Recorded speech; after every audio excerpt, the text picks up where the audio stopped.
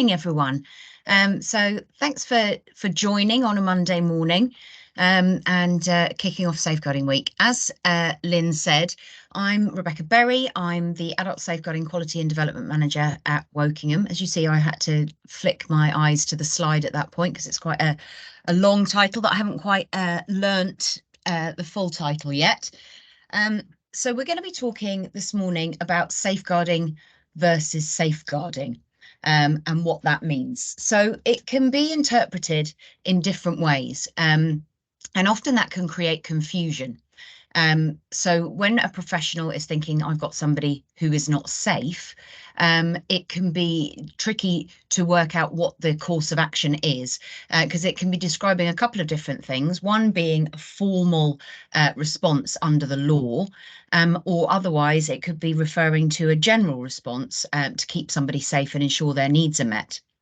And actually using the big S and the little s actually can sometimes be confusing. So it's actually perhaps a more helpful way to think about the safeguarding with a little s as being a concern for somebody's well-being or welfare. So when we are thinking about little s, these are the sorts of things you might be saying to yourself, or you might be hearing from people that you're working with. So I'm worried about their safety. I'm concerned that they're getting on well. There's nobody looking after them. Someone needs to act to keep them safe. They're not getting the support they need. They're a danger to themselves. They need social services. They should go in a care home. They've really gone downhill. So these are the sort of things that you might hear. And you may think, these are people that need to be safe. I need to safeguard them. And this is why today we're going to be unpicking that and trying to separate out what we mean by formal safeguarding and keeping someone safe. Under the Care Act, the Section 1 of the Care Act gives us an overarching duty for people's well-being. And you can see there that it relates to many aspects of somebody's life, their personal dignity, physical and mental health and emotional well-being, protection from abuse and neglect, so safeguarding formal response comes into that as well, control over day-to-day life around what support they get, participation in work, education, training or recreation, social and economic well-being, domestic, family and personal relationships, their accommodation and their contribution to society. And what we need to think about is, although we're in Safeguarding Adults Week this week, so we are particularly talking about perhaps people with care and support needs, but you may be thinking about safeguarding the word with a little s for anybody, people that don't have care and support needs. And we have a duty as professionals or anyone really to signpost people to where they could get that help. And sometimes that will be through universal services. There's some examples there. But if we're talking about people with care and support needs, where we have concerns about their well-being or their welfare, we're talking about people who have some need for care and support.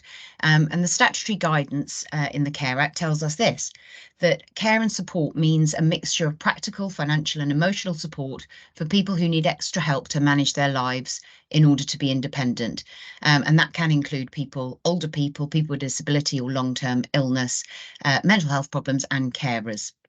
So care and support includes the assessment of someone's needs and the provision of those services and working out how those are going to be met. There's some guidance about who is more likely to have care and support needs, and I've put a little hazard on that slide there because we need to be mindful that although these groups may be people that are more likely to have care and support needs, we need to be mindful that we're not saying that all older people have care and support needs, that all people who are neurodiverse or have mental health conditions have care and support needs. It may be more likely that people in those groups do have care and support needs, but it's not a sort of absolute that if you're an older person you have care and support needs, because as we know there are lots of older people who are living full independent lives without any need for care and support. But there may be some people that need support to manage the risks of living everyday life. And how the local authority finds out what their care and support needs are and how what their needs are, and then after that look at how those have been met, is through an assessment under Section 9 of the Care Act. Sometimes that's called a care needs assessment. Sometimes it used to be called community care assessment before the Care Act, but it's a holistic look at somebody's life, seeing what's important to them, seeing what they need, what support they need to be able to live their life. The particular domains that are looked at within a Section 9 assessment are these.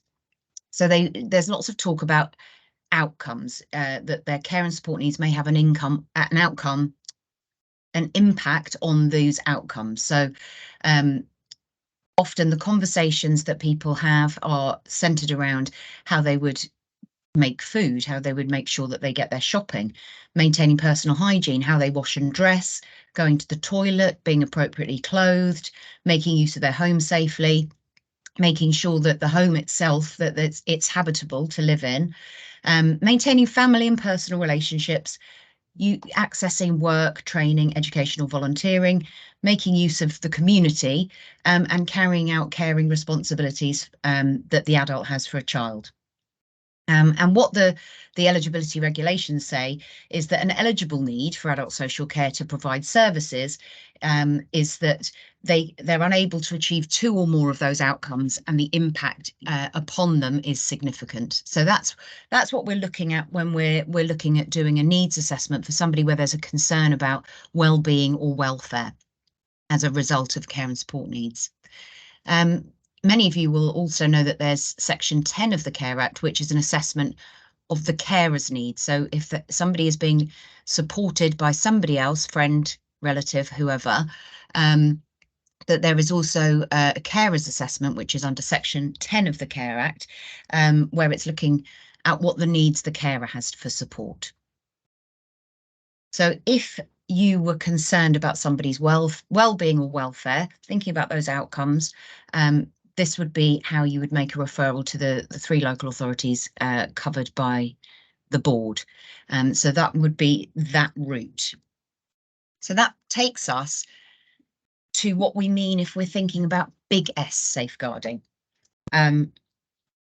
So if we look at the law, there are three meanings of safeguarding. There are three places that we see the word safeguarding. In safeguarding adults, which is what we're going to be focusing on today within the Care Act, safeguarding children in the Children's Act. It's also spoken about within the Counter-Terrorism and Security Act in 2015. Where the prevent and channel statutory guidance came in, which is about safeguarding from radicalisation. And sometimes, I'm not going to be going into it today, but sometimes the safeguarding adults legislation and the safeguarding from radicalisation legislation do overlap. But that's for another day. But particularly, we're going to be focusing on safeguarding adults today. So in the care and support statutory guidance, this is what the definition of safeguarding is. So safeguarding means protecting an adult's right to live in safety, free from abuse and neglect. It's about people and organisations working together to prevent and stop both the risks and experience of abuse or neglect, while at the same time making sure the adult's well-being is promoted, including, where appropriate, having regard to their views, wishes, and feelings and beliefs in deciding on any action. This must recognise that adults sometimes have complex interpersonal relationships and may be ambivalent or unclear or unrealistic about their personal circumstances. So, experiencing abuse or neglect, then we're looking at stopping that. At risk of abuse or neglect, the work that's undertaken is looking at preventing that. So as you can see, the definition of safeguarding is very different to what we just spoke about when we were talking about welfare and well-being, because we're actually talking about a risk or experience of abuse or neglect.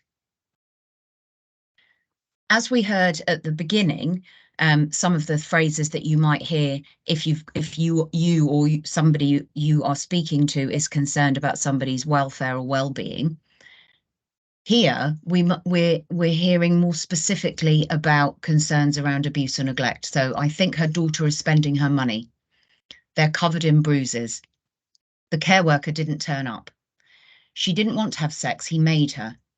He's left in that pad all day. They just drug them up, keep them quiet. They never answer the call bell. They tell him he's disgusting and smelly. He said he's a nonce because he's gay. They won't use his hoist to move him. She only lets him eat once a day.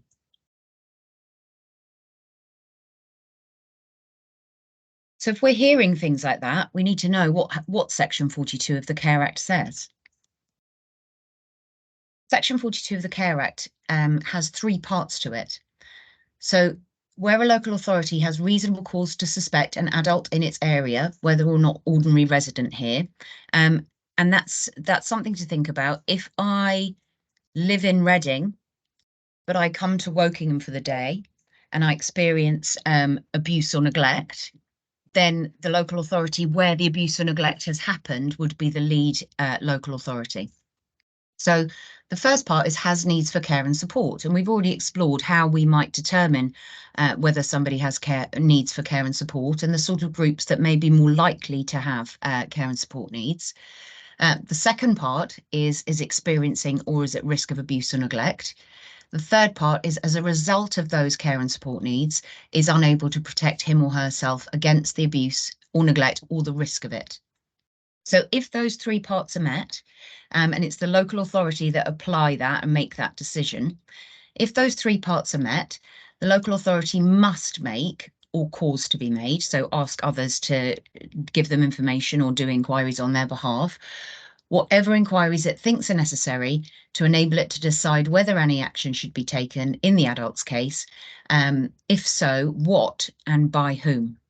So that's the Section 42 of the Care Act.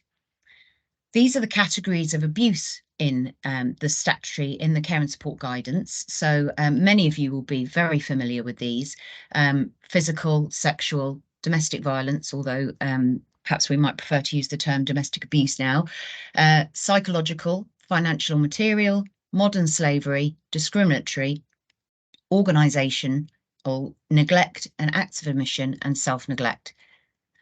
And another way of thinking about these sometimes, and things that may be part of those categories, is the context where it's happening. So as a group, we may be coming across things within people's family and private life, which would encompass things like forced marriage, sexual abuse, financial abuse, neglect, etc. Or it may be in our community.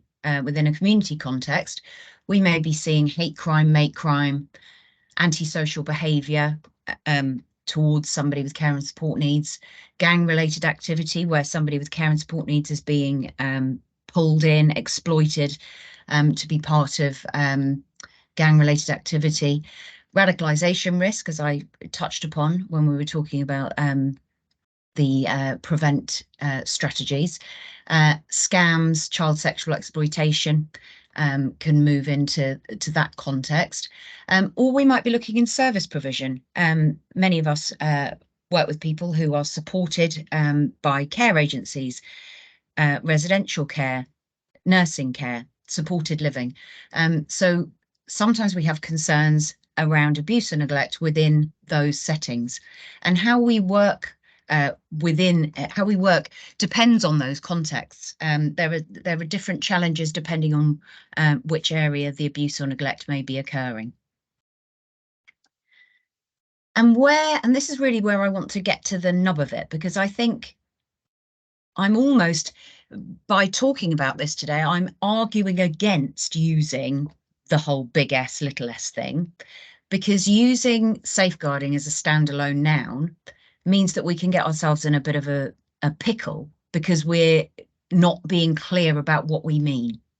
So what we actually need to separate things down to is, have I got a concern about somebody's safety or well-being? I haven't got a concern that they're being abused or neglected. I'm concerned about their safety or well-being. and that's the bit that we talked about at the beginning.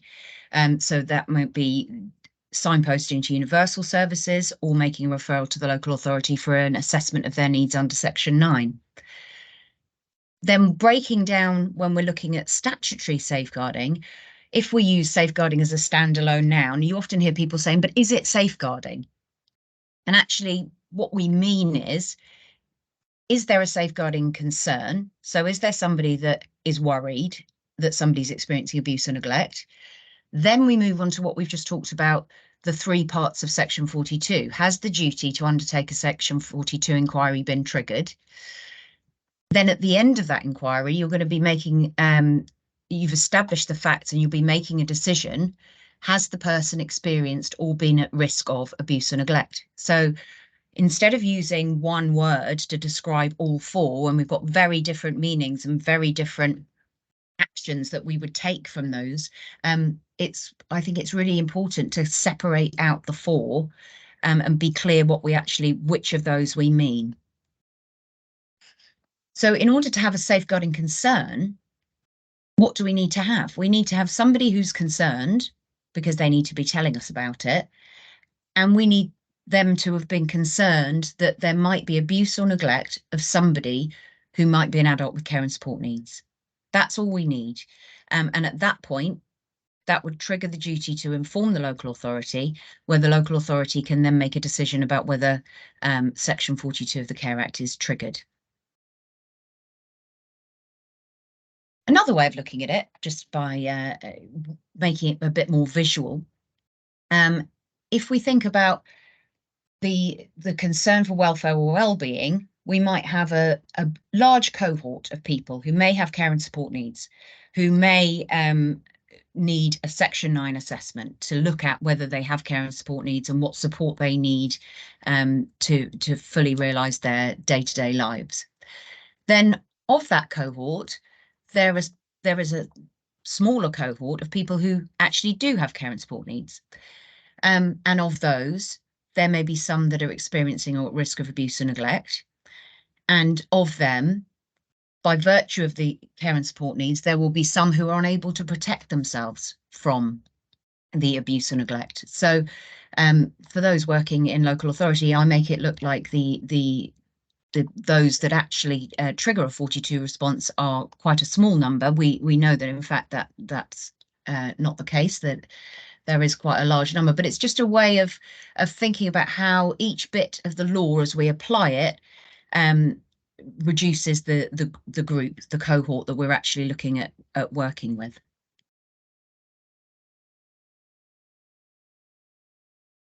I spoke about it when we were looking at the trigger.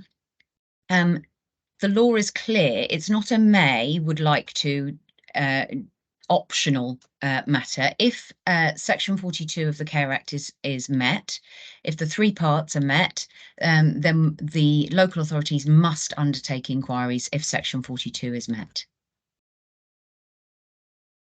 And if these are the details of the three local authorities, how to raise a safeguarding concern if you're in Reading, West Berkshire or Wokingham.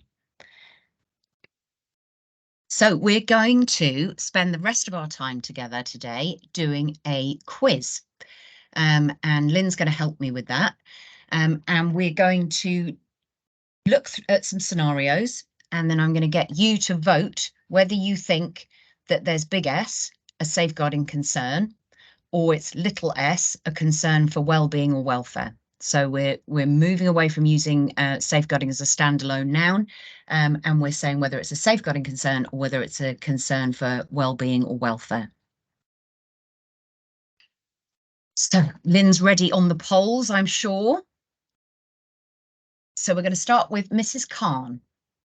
So Mrs. Khan has started to struggle with her mobility. She's had a few falls when she's out with her daughter. She's losing confidence and is not going out on her own as much. This is impacting her mental health. So Lynn, if we could launch Mrs. Khan's poll, see what everybody thinks.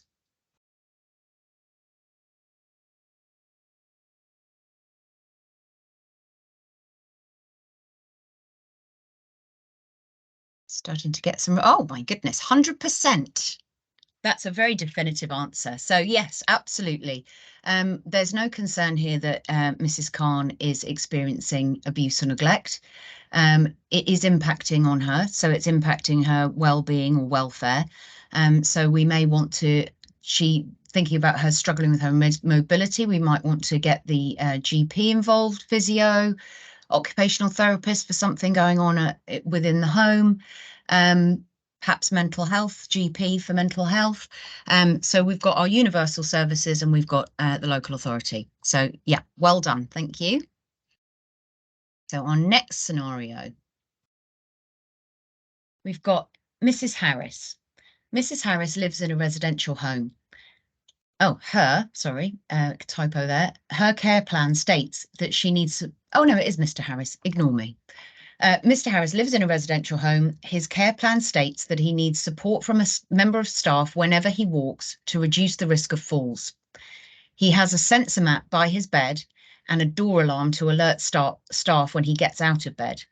One night, the sensors were not switched on.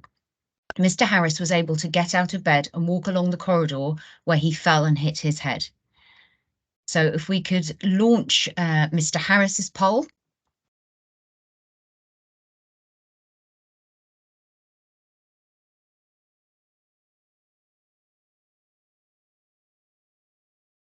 Oh, 100. Yeah, we've got a high level again. A high level again. We've got some little S's.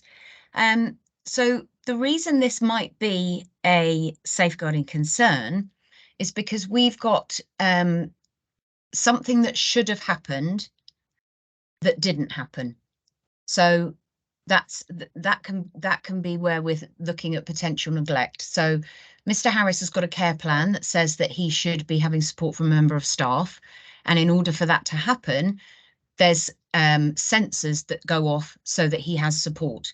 But because the sensors were not switched on, there's a concern there that Mr. Harris has experienced neglect.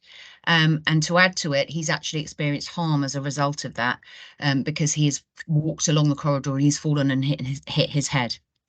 So when we're thinking about neglect, with a lot of abuse, we're thinking about somebody has done something that they shouldn't have done. If we're looking at neglect, we're thinking somebody hasn't done something they should have done.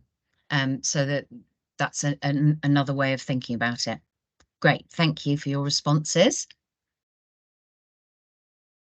So then, this is another thing that we need to think about. We've got Peter. Peter is alcohol dependent and has recently separated from his wife, and was severely depressed. He'd since been drinking more than usual and not looking after himself. So if we could launch Peter.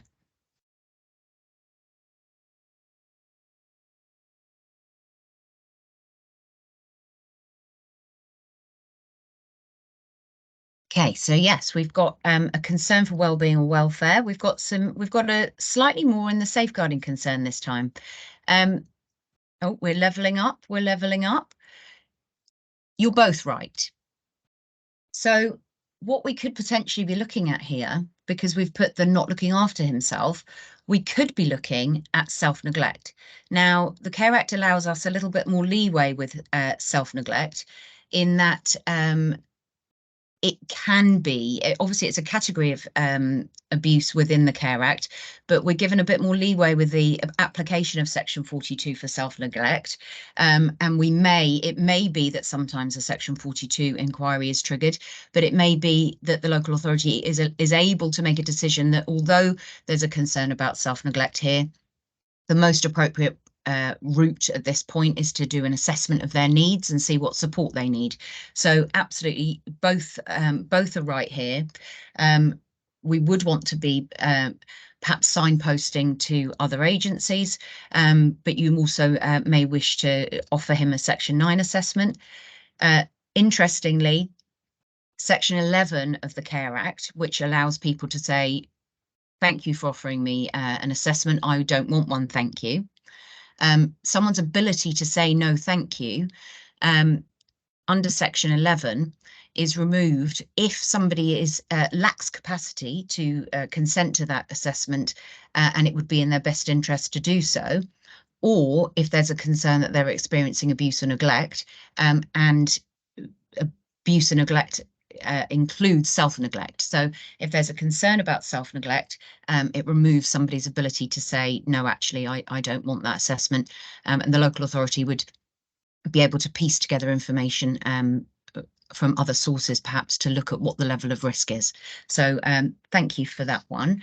So we're going to add a little bit more information about Peter now.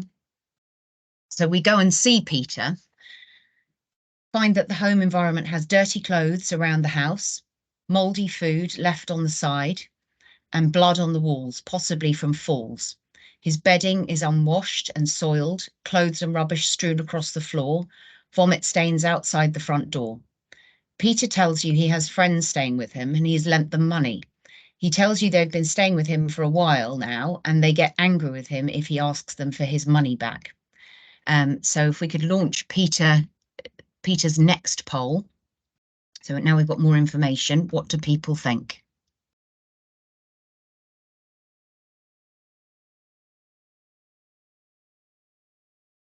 We're definitely on we look like we're definitely on 100% for this one. Yes, so we were concerned, we were kind of on the fence before about Peter's welfare and whether we were looking at safeguarding under self-neglect, but here we've got potentially, he's got friends staying with him, we could be looking at cuckooing, we could be looking at mate crime in that potentially he's being coerced into giving them money. There's an element of coercion there because they're getting angry with him if he asks them for the money back. So we're definitely we're in the realm of abuse there. And I have to tell you, this is taken from a real case where, in fact, sadly, Peter was actually murdered by the people that were staying in his home. Peter's not his real name. So sometimes we look at indicators for self-neglect can actually also be indicators of somebody's property being taken over for cuckooing and being coerced in some form of mate crime. So thank you. I'm very pleased we got 100% there. Right, now on to Connor. Connor lives in a residential home and is supported to move between his bed and his chair using a hoist. He's recently gained weight and the sling is too tight and is beginning to chafe, causing a red mark. What do people think about Connor?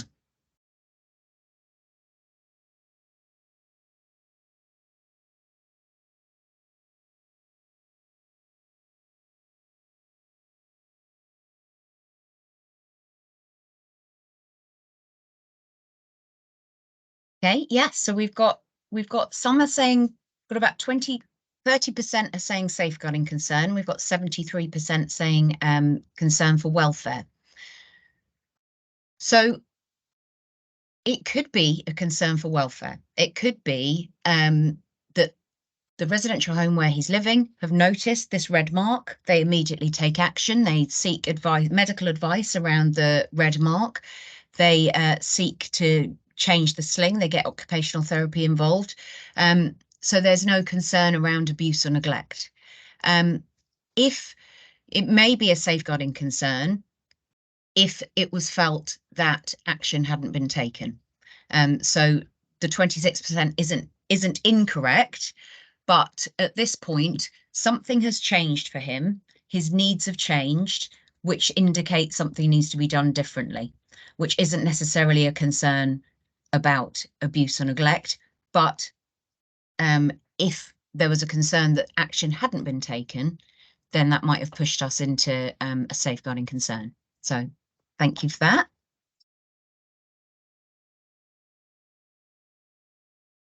Now we're back to Connor. It's 2 months later. Connor now has a pressure sore which has become infected and he has been admitted to hospital. What do we think now?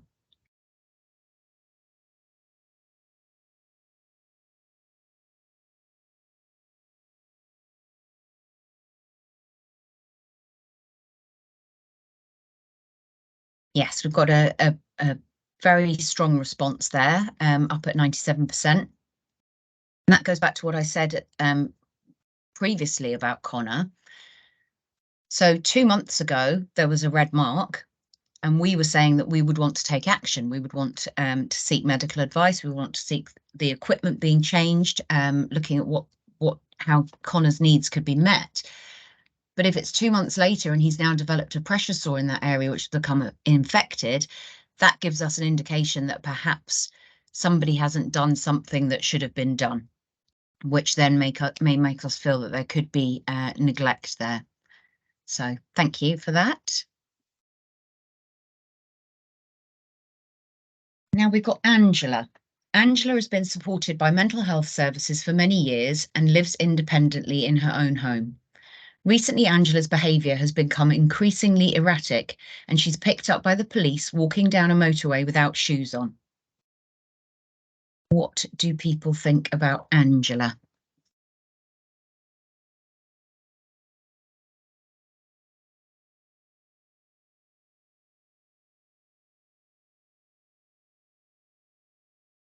Oh, we've got a 50-50 split there. And perhaps we can go back to, what was it? We can come back to Angela at the end of the session and have a discussion about Angela, because we've got quite a strong level for safeguarding concern. And we'll have a discussion at the end, because we've left a nice amount of time at the end for discussion on this. And I'd ask you to think about, where is the abuse or neglect? Where is the abuse or neglect for Angela? If we're thinking about wanting that we're looking at a safeguarding concern, we may have a concern for her welfare. Certainly, she's walking down the motorway without shoes on. But we'll park Angela till the end, and we can have a good discussion about Angela when we get there. Thank you. Now we've got Jean. Jean lives alone. She has a diagnosis of dementia. She sometimes gets mixed up between night and day. Jean often leaves her home in the night, and she cannot find her way home. She's been picked up by the police a few times, who have brought her home. On occasion, she has fallen and broken her wrist. What do we think about Jean?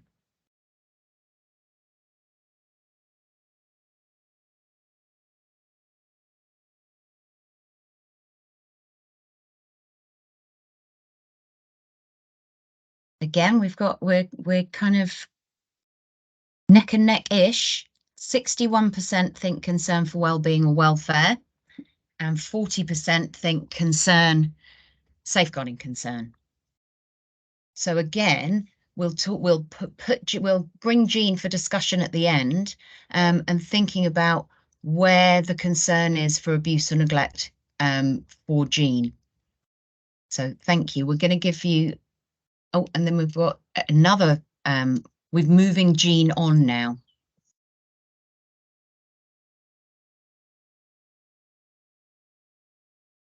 So it's a year later.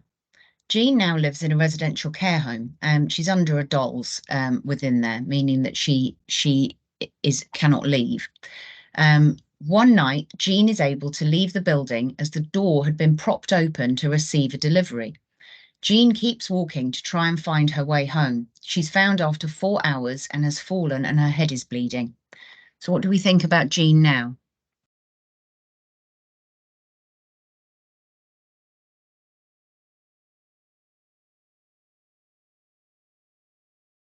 Right, okay, we're at 100% for that, aren't we? Because Jean should not have been able to leave the building, and we know that there are safeguards in a legal framework in place to ensure that Jean isn't able to leave the building, but she has been able to. So we'd be looking at whether there's been abuse or neglect, and that would be what the inquiry would look at. And it's worth saying as well that just because a Section 42 duty is triggered to undertake an inquiry into whether abuse or neglect has occurred, does not mean that at the end of the inquiry that the findings will be that somebody is definitely found to have experienced abuse or neglect. So we don't put the cart before the horse and only ever trigger inquiries if we're already certain that abuse or neglect has occurred. The whole point of an inquiry is, another word for inquiry is questions, is that if we've got questions, we're going to be asking questions to find out whether abuse or neglect has occurred. So yeah, thank you for that about Jean. Now we've got Mrs. Morton. Mrs. Morton is being cared for at home by her husband. She uses a hoist for transfers, supported by 2 care workers, and has 4 double-up home care visits a day. Her skin is fragile. Her husband is struggling to manage the complexities of her care and is worried he will get something wrong and hurt her. So what do we think about Mrs. Morton?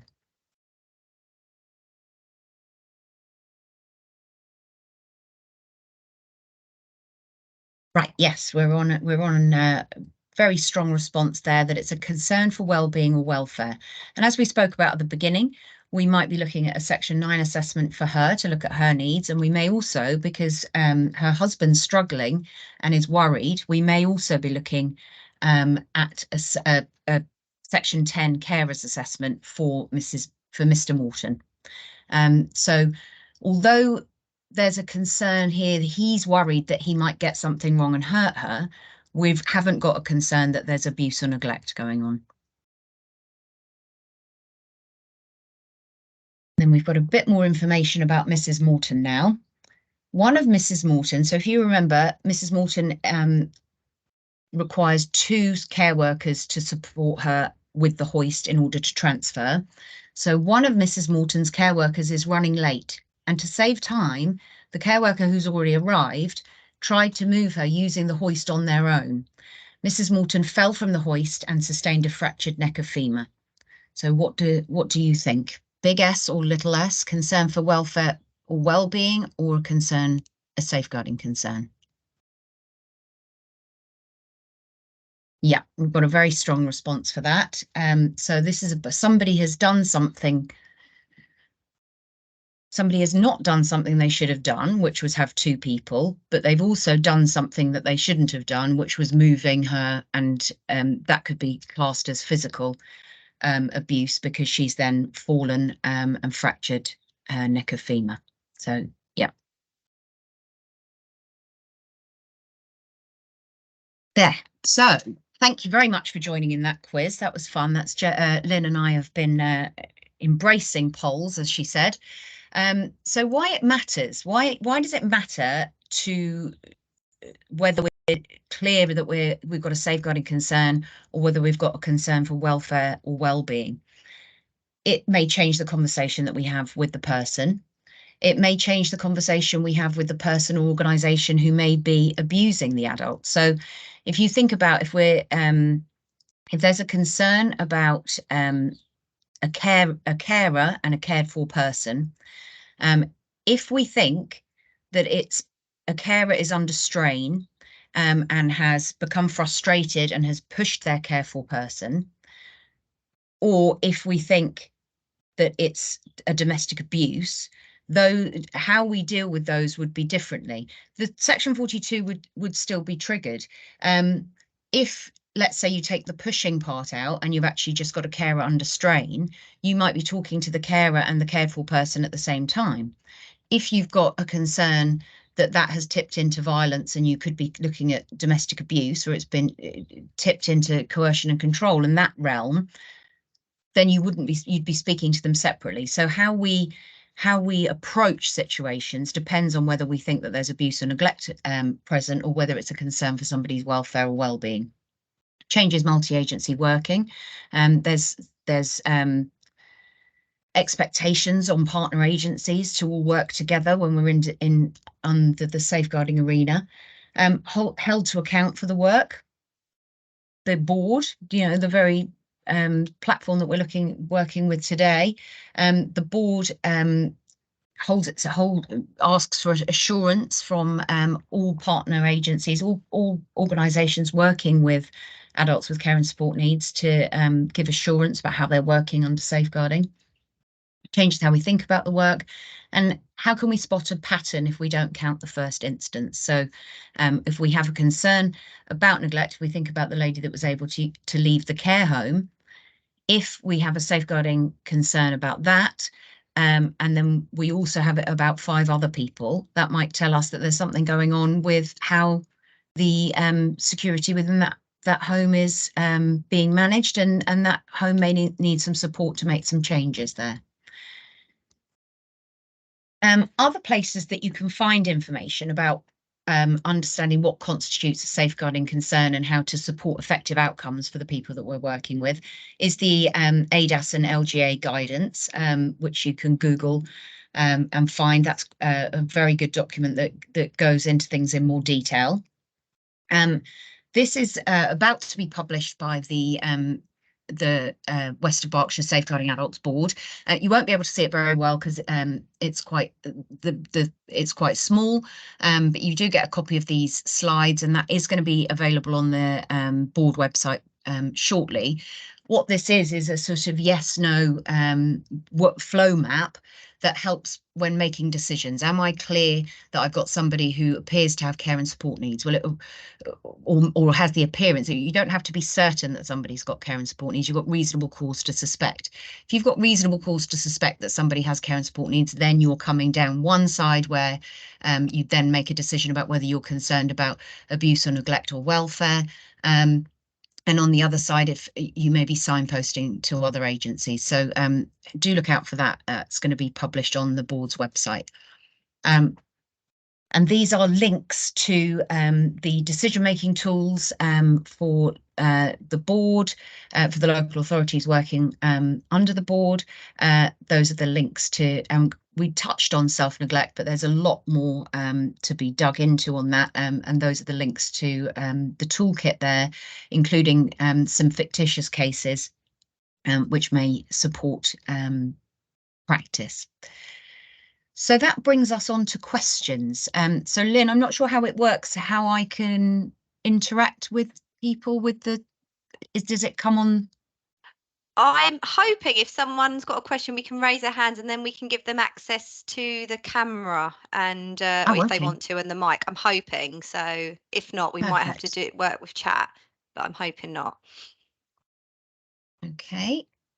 So I'm gonna go back to Angela, because that was our first one, which we had a bit of two ways. So I've got Kathy has come in with a question.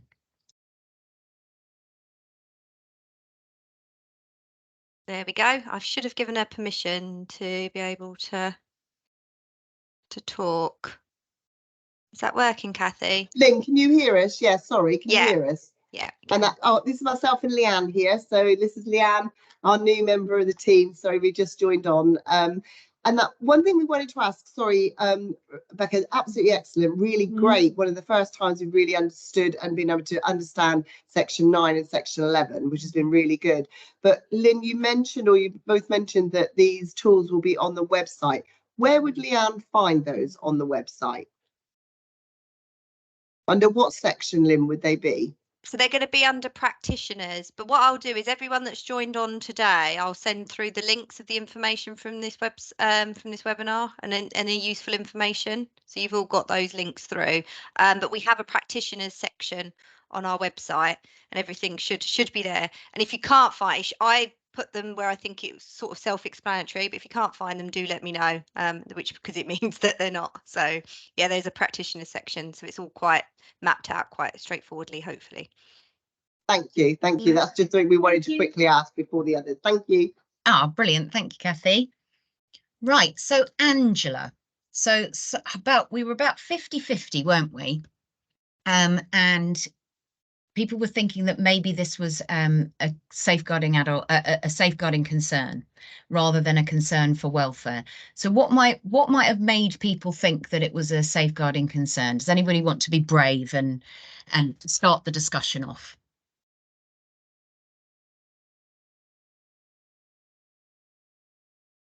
I think there was something in the chat, wasn't there? We go back through the polls. I think someone says about sort of the escalation Could that Right, yeah, of her behaviour, could that then sort of tip it over yeah, to a safeguarding concern? I think someone yeah, put in the chat. yeah, I've seen that now. So it's behavior getting increasingly erratic. Now, obviously, somebody becoming more unwell is an increased concern for their safety and well-being, and it may be that that's not at the point where you're looking at a local authority assessment, or you're not looking at the GP. That may be looking at police, that may be looking at crisis mental health, that may be looking at whether somebody needs to have a Mental Health Act assessment, but it doesn't tip it over into being a safeguarding concern, because we would still have to, if we go all the way back to that one, what we would need in order to have an adult safeguarding concern is being concerned that they may be experiencing or at risk of abuse or neglect. And although Angela, the risk to her safety is increasing, and there's a deterioration of her well-being and welfare, we're still not in a point where we're still not concerned. I mean, there wouldn't be a point until there was a concern about abuse and neglect. I mean, if you thought about Angela, if Angela at that point was under detention in a mental health hospital and had managed to get out and was walking down the motorway, then we'd be concerned about abuse or neglect. But Angela at that point has been being supported by mental health services and living independently in her own home. So at that point, we don't have a concern about abuse or neglect. Does anybody want to come in with any comments or questions about that? Kathy's got her hand up. I just say, and when Leanne and I were discussing this, I think we made a little bit of an error on this one, or not a big error, but we had kind of put the bigger S, only because the poll came over the writing and we were just not fast enough to have read it. But I think it was really good because it made us have a conversation about what was worrying is around the mental health part. Do you know what I mean? And therefore, you know, how do you escalate that? And I think sometimes, I don't know, Becca, people can get confused with that, with mental health services and safeguarding and where we're going. And it's like, we'll often maybe go to safeguarding as a bit of a concern. But I think that it was that part of, like, you know, yes, with the police, but also, you know, she's supported by an active service, mental health service. She has care and support needs, and it feels like she's doing something risky, you know. And I think that sometimes those things, you know, can, you know, I think it just shows us, isn't it, that it's grey areas. Do you know what I mean? It's not always clear within that, and definitely needs something around that safety and welfare, but might be another service. Not everything will be safeguarding local authority for us. So, you know, just thought it helpful to explain, you know, that sometimes why we had kind of gone there, because I don't think we got to see it all. But I think that mental health part and open to a mental health service would evidence for us they had care and support needs. And, you know, but it doesn't mean it's always going to be a safeguarding concern from the care and support needs. Does that make sense?